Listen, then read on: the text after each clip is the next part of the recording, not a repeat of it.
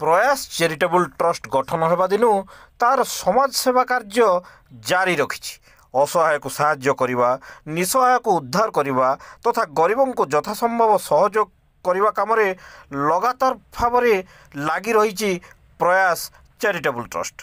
एहिभଳି एक घटनाक्रम प्रयास चैरिटेबल ट्रस्ट सदस्य माने जानिबा को पाइथिले जे निकटस्थ कुकुरजंगा ग्राम निवासी छाई महानंद नामक जड़े वृद्धा अति अभाविया जीवन काटुछंती एवं खबर पाइबा परे प्रयास टीम सेठारे पहुंची वृद्धा जन को यथासंभव साहाय्य सहयोग करथिले।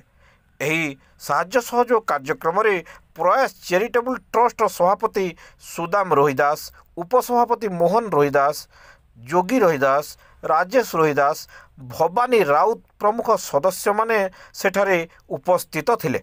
ना कहना छई महानंद बोले आज का जे संस्था वाले आने के तुमको ये सामान पत्र दिले तुम्हें खुश हो तो? खुश नहीं रहे में कही के लागो है।